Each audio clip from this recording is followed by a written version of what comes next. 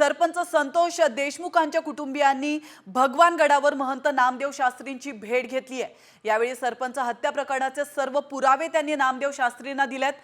दरम्यान भगवानगड देशमुख कुटुंबियांच्या पाठीशी राहणार असं आश्वासन नामदेव शास्त्रींनी दिलंय।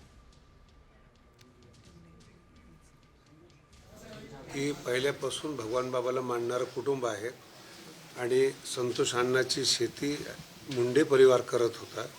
जातीय सलोखा पहिल्यापासून त्या गावामध्ये होता।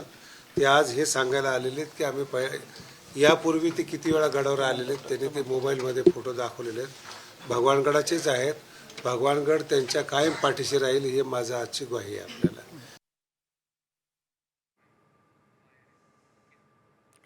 तर आपण अजून एक महत्त्वाची ब्रेकिंग न्यूज पाहतोय। भगवानगड नेहमी देशमुख कुटुंबियांसोबत असेल, नामदेव शास्त्रींनी देशमुख कुटुंबियांना ही ग्वाही दिली आहे। तर आपण पाहिलं आज देशमुख कुटुंबियांनी नामदेव शास्त्री यांची भेट घेतली आहे आणि त्यानंतर ही ग्वाही नामदेव शास्त्री यांनी धनंजय देशमुखांना दिली आहे।